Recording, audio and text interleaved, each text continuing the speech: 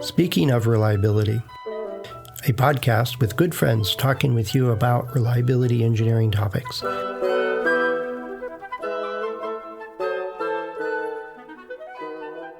Welcome to Speaking of Reliability. This is Fred Schenkelberg. And this is Chris Jackson. I think we're going to talk about reliability prediction or a subject related to it today. Is that right? Well, related to it, but I'd rather use replace it or do something other than prediction. Sine, and I'm really not sure of how it's pronounced, but we'll do that. This young man sent a question in and says, my question for you is what needs to be done in the design stage when there's no life data? The design is still in work in progress, and understanding and calculating MTBF based on exponential is a over-conservative and practical, but I'm not sure what the alternative is in the reliability prediction phase. So that I think that's where the question is, what can I do early on? And apparently there's not prototypes yet, and the design is still in flux. Do it for me. Well, 20 minutes is just not going to cut it for us on this one. do it for me.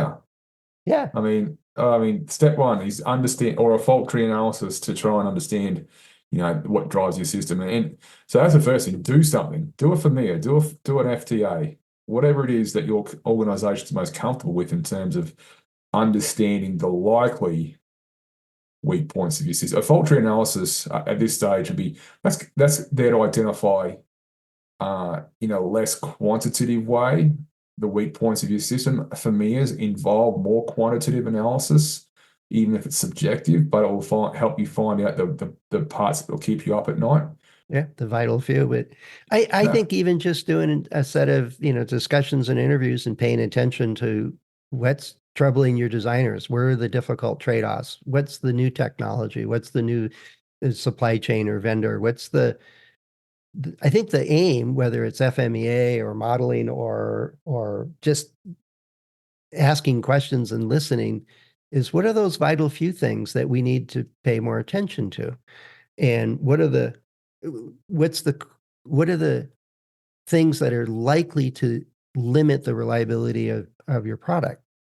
Those need to be taken care of early in the design phase. And you're not going to get hard data.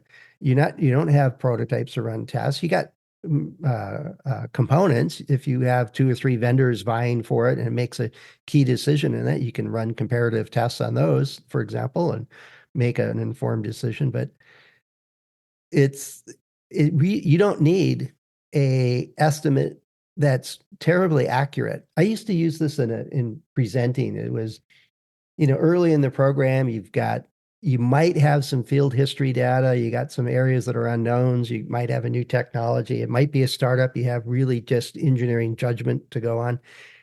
Your confidence intervals are huge. And I put my arms way up and way down, and they're massive. You got to guess right now.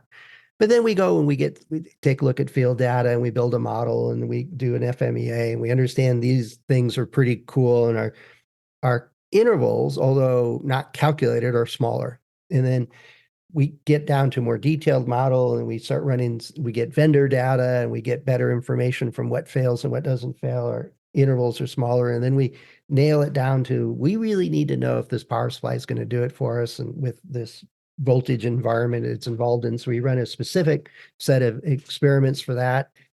And then we pretty much by the end of the program, we should be able to answer the question, yeah, it's good or not. And here's the caveats. Here's things we just don't know and what we got to watch for. But the big hitters, the vital few, we should be pretty sure that we're okay or we're not. But you don't need to answer that early on. And the reason is I see people do the calculation early in the design, marketing takes off of that, and they think they're done. Reliability is done. We have a number. We're good. We'll put that on the data sheet. And right. We don't need to answer it anymore. That looks good. Let's use that. Which is why, when I did my familiar courses, I always say the criticality analysis, which, to bit of a plug, there is no standard or guidebook which says a criticality analysis, the FMICA, that puts a C in the FMICA, requires you to have hazard rates or MTBF estimates. Nope. but it seems to be accepted across the industry for whatever reason that you do. But anyway, if you do want to do a criticality analysis where you have hazard rate estimates, then that has to be separate from a familiar activity for the reason you talked about. Because once the marketing team or the boss or the leadership team or the design team lead has that number, you're done. Reliability's done. You Yeah, got the number. we got a number. It looks good. We can deal with that. And it has absolutely no reference or reality based on what they're designing, yet it's a happy number, so we're going to use it. Well, I think so. I think the first thing we said is like, what do you need to do? I said do a familiar, maybe fault tree analysis, and you said get off your backside and actually speak to people. I think it's all the same thing. Yep. So I think before you do that, let's say step one, make your peace with the fact there's no such thing as theoretical reliability prediction. That is a fallacy. There is no Yep. such thing. Yes, there are processes that you can go through which are called reliability prediction using failure tables and everything else that will give you a number, but it's not predicting the reliability of your thing. So make your peace with this. That you can't just simply Google your way to a number and have that actually predict the reliability of your thing. Can't do it. Well, oh, I got to find this paper and get it in the notes for this one. It is a beautiful experiment that they ran, and they ended up with plus or minus, like it was minus 100% and plus 600% off from the actual reliability performance of the product they were trying to get a prediction for. And even three students using the exact same bill of materials and design and using the exact same process, Mill Handbook 217 edition F, I think it was, or whatever it was in the experiment, all three of them got different answers, wildly different answers, using the exact same database. How is that possible? Because it's magic. It's a guess. No matter what all those Mill Handbook 217F and everything else, all those things do is try and give the visage of objectivity to just a wild ass block. That's all it is. Yeah. So No, there's no that's such true. thing. But so Yeah. the first one is make your peace with the fact there's no such thing as theoretical reliability prediction. You're gonna have to get off your backside and do something. The second thing is the thing that you can do after you get off your backside is a thing like FMEA, fault tree analysis, or going to talk to designers about the things that are going to keep them up at night, the vital few.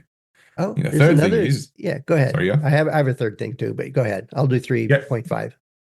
get rid of the MTBF. Oh, yeah. That's not a thing. I mean, think of an army vehicle, a military vehicle, and I'll use that as an example because I guarantee you every single one has got a FMICA, which has a failure rate for every single component. Well, here's the thing.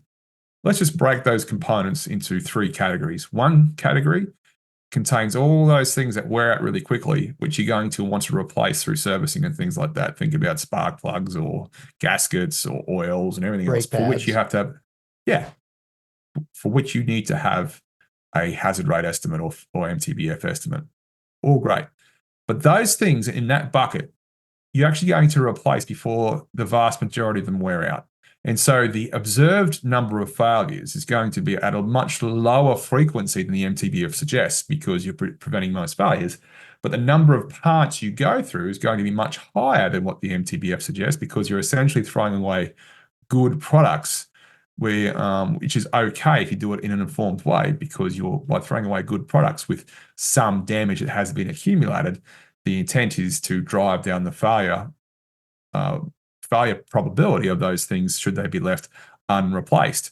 And so this is the first category. The MTBF means nothing. The actual failure rate as it appears to the system will be much less than what the MTBF suggests. The number of components you go through will be much higher for all components that are routinely replaced as part of servicing. And that's a huge number of components or elements of the system, I should say, because those are the things that you go through very quickly by definition. So that's a huge, huge input to your alleged system MTBF, which is highly biased in the wrong direction. That's the first thing. And the second category are those MTBFs for things like the chassis or the armor itself, which they won't typically degrade quickly. So you have to have an MTBF, which would be in the order of decades, maybe even 100 years, because you know the chassis will eventually rust away. But you're not going to be doing too many chassis swap outs. You're not going to expect that to happen. You're sure there might be some manufacturing defects you need to be aware of, et cetera, et cetera, et cetera. So you have this second category of components, which, yes, they do have a nominal MTBF, but they're designed to not really cause too many problems at all. And then you have the third category of components, which do routinely get replaced for whatever reason. There are things you run to failure. But here's the other thing. A lot of those buckets don't take into consideration accidents or human issues, such as running that vehicle into a tree where you now need to replace a headlight cover, which hasn't failed, but is now in 3 million pieces because you hit that tree and everything else that happens. And so I've just gone through 3 categories of components where the MTBF estimates are going to have virtually nothing to do with your actual system MTBF estimate, nor they have much to do with the number of spare parts you're going to go through. So why are you doing it? So that's the first reason why you want to get rid of the MTBF. And the second reason is because if you focus on the MTBF, you don't identify things that wear out and things that wear in. If you are focusing, if you try and find the right way to model how your thing fails, you'll identify if it's prone to infant mortality or prone to wear out, which means the corrective actions about that go into making it reliable start to fall out more easily. But if you have an MTBF where and that implies the hazard rate's the same, doesn't matter how old or young it is, it's just as likely to fail the next day, then you lose that wonderful mindset that you need to have to make it reliable.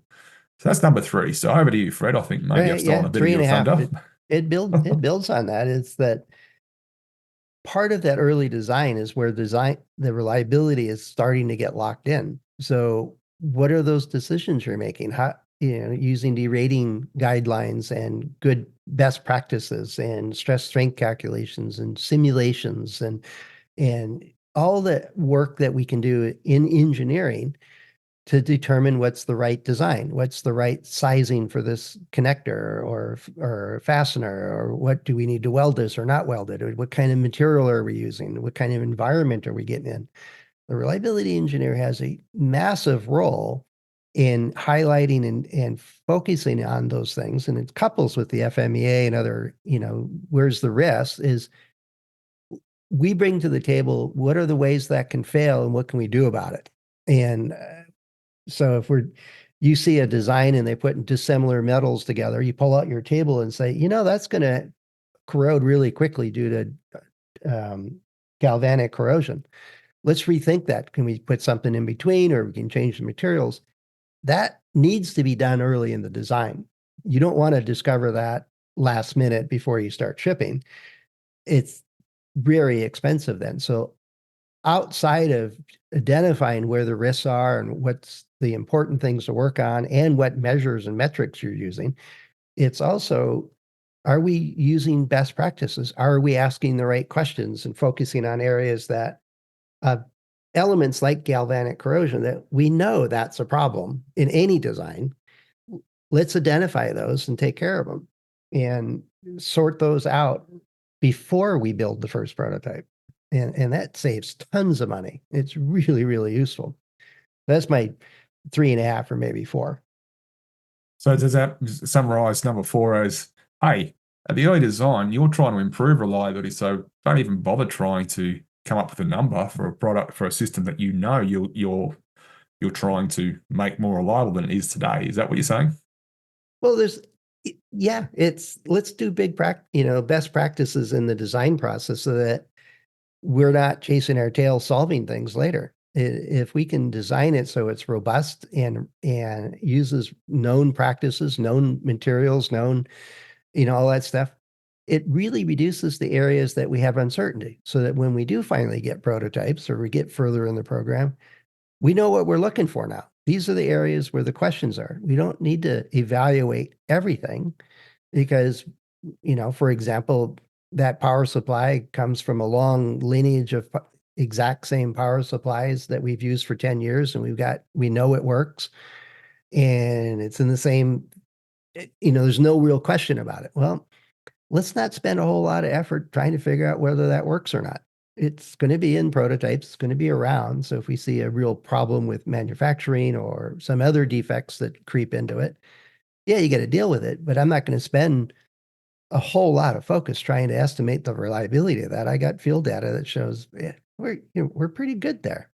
And it comes back to, I think it's from you, Chris, is the vital few. Let's focus on that. And the early stage of this is a combo of what are those vital few? And then are we doing due diligence on the many others, so that we continue to not have to pay attention to them later? Are we doing good design work from a reliability perspective so that we don't have to just rework it later or discover that it's a problem later? Yeah, so maybe point number 5 or 4A or 4.5 is as soon as you come up with a number, it tends to change the mindset in a negative way. I think we've sort of touched on this a few times, Mm-hmm. where it just makes you feel an organization can start to feel like reliability is done. There's the number. It's there. A reliability engineer predicted that this is going to be the reliability of our system as of today. It makes it feel like it's a number which reflects the state of the art or the state of play, where it's not. Even if it's even though we've sort of ranted about how you can't predict it anyway, but it just makes it feel like there's a bit of there's a bit of constancy about it. You can't change it. It's already done. The number's there. So why do I need to do all this additional testing? You've already told me that as of 2 months ago, we're on track to have an MTBF of X. It just has a devastating effect on the mindset of an organization where you're supposed to then go out and actually make the thing really reliable, really robust. Yeah. Well, I more often than not, I work with design teams that understand that we start with a concept and we have a whole slew of unknowns, and reliability is one of many unknowns. There's lots of unknowns. Will it even function? Can we do this? Can this little green light turn on and when it's supposed to? It's my generic example of a function. Learn that in electrical engineering is if you do it right, the light comes on. It's a pivotal moment in my electrical engineering undergrad studies. And there's, is there a market for this? It's fraught with uncertainty, and reliability is among one of those. Yet there are things we can do even in the concept phase before we even know how many parts we're going to use. And not that the number of parts really matters. We can start setting the stage so that we do evolve a product that does meet its goals at the end of the day by focusing on those critical things and vital few and good practices and so on. I should actually, at this point, I should have sent the message to him, Sine, some time ago saying, hey, buy the book from Carl and I on the process of reliability engineering. One thing you can do very early on, and it involves listening and talking to people and what are those things that are important? What are the new stuff? What do we know and don't know? Is part of the first couple of steps of what we call a 5-step process to create a reliability plan. The one thing to keep in mind, like setting a reliability number at early in the stage, is that it's going to change. You're going to learn stuff as you go and move. And so early on, don't bother, focus on making a solid product to start. As you get closer, then measuring it makes more sense. And there's plenty of methods out there for us to go about doing that. But the idea is that create a plan. And the last step in creating a plan is realizing that it will change. You will learn stuff and you will evaluate stuff. You'll change vendors or you'll do something like that. And now you have different set of priorities and questions you need to answer. Or you're going to run a particular test or say halt on an early prototype. And now you've discovered stuff you didn't expect at all. Well, that's going to change the priorities in the plan. So part of it is don't do an estimate early on and walk away from it thinking you're done. And I don't think that is what you're doing. It is what can I do now, which is valid. Hopefully we've answered it saying there's a lot you should be doing. The key part is focus on those areas where there's either a lot of uncertainty or unknowns. It's new or novel, or we just have no information on it at all. And I'd say, and focus on, are we using the best practices? is derating and stress strain calculations and simulations and modeling to understand the failure mechanisms we suspect. And can we design or mitigate those right from the design? We don't need to run a test to know about galvanic corrosion. Just deal with it. Use the appropriate designs. I saw one the other day is that they were running cables, signaling cables with thin sheaths on them, of polymer, through a rough cut hole through sheet metal. And it says, well, what environment is this? Oh, it's a vehicle. Are these Oh, no. cables fastened or insulated from those edges of the sheet metal? No. Have you experienced failures in these cables? That's why, and then he said, well, that's why I'm calling you. What can we do about that? Like, well, Put a rubber ring around that. yeah, Or, does a recall come to mind and hiring different mechanical engineers? You know? yep. Yeah. I mean, I think they, Sine or Sina, or whatever the correct pronunciation is, I apologize because I'll almost certainly got it wrong. I think it sounds like he's in a scenario where he's expected to come up with a number, and us simply saying it's not a, It's not a good just thing to challenge us. do. So I think that the advice to Cena is that, okay, tell your higher ups, if you want a number, it's cool, but you need to educate them. Say, if you we don't want to have a number now, one, because it's a pluck, and two, it sort of sets our minds in stone. We don't want to have that mindset where we've arrived, we're good, we don't need to do anything else. And the other thing is then say, okay, well, what are you going to do about it? Say, well, we want to stay in this world of subjectivity. We want to understand what are the things that keep us up at night, so to speak. And then they get the focus, the lion's share of our reliability concerns and effort. And once that happens, we can then measure those vital few and see how reliable they are. And in addition to making sure we're always focusing on the weak points of our system, we will have a much better idea of the true reliability, and the number we get, although it won't be available to you this afternoon once I plug in a bunch of meaningless Googled hazard rates, will be much more useful and hopefully help us not lose money, go bankrupt, all that stuff. So there's a message to be sent, and I suspect that Sina or Sine is in an environment where he is expected to have that number really soon. Yeah. Yeah, no, I agree. So, I know that when I answered the question, it was a bit of, things that we talked about. And I think we flushed it out a bit more than a quick couple of sentences. Um, I think I will plug the book again. It's like, yeah, get the process of reliability engineering. It really does focus on those things you do as early in the program as you get involved. And it should be as early as the concept phase. And it gives you real clear guidance of the things to help you focus on how to what you can do before pen hits paper or mouse hits CAD system, whatever we call it these days, is there's a whole lot that goes on to create a reliable product. And much of that happens before you start the design. And there's a lot we can do in that realm to make a real significant difference in the final result. And there's lots and lots of tools and methods out there. I didn't recommend this, that, and the other sets of tools or techniques. I agree with you, Chris, that something like FMEA oftentimes is a really good tool to understand where the problems are and what risks are. But I also think just spending time and working with your design teams to understand where they're seeing the issues can lead to a pretty good Pareto where the focus needs to be. So there's more than one way to go about doing it. In every situation, every design team is going to handle it in a different way. Yet the structure of what we go about doing doesn't change a whole lot. It doesn't make a whole lot of sense to really focus on something that we know is going to be more reliable and in field performance than we ever need. Well, don't try to prove that it's good. Don't worry about it. Move on to the other stuff.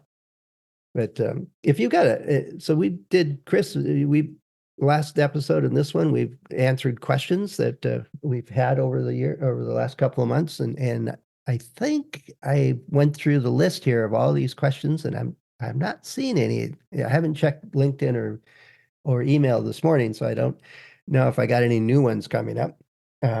But I really do like it when I get a question and we get to help somebody out and move forward with it, or we can then talk about it in a podcast. And like I said before, as I often learn a lot by chatting through these things and laying it out in a more thoughtful way.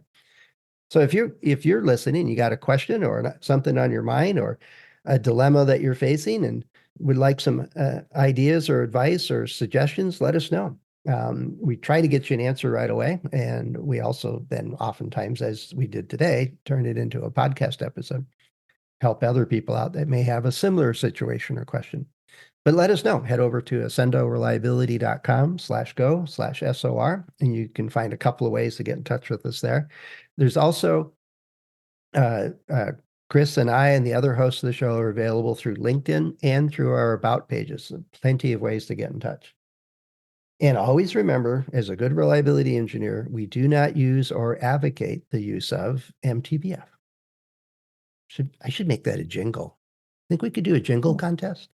Yeah, I mean, I'm not super aware of the extent musical talent across the reliability engineering industry. However, having been to plenty of conferences and the like, I'm not going to hold my breath as you're going to have a lot of quality responses. Could be wrong. Yeah, no. Anyway, that's a subject for another discussion. But yeah, let's see what happens. Anyway, if you got a jingle, let us know. That'd be cool. Set it to music, even better. To discourage people from using MTX stuff. But anyway, good talking to you, Chris. Glad for your insights on this one. And as always, I'm going to try to steal your thunder. As always, it's a pleasure. Till next time.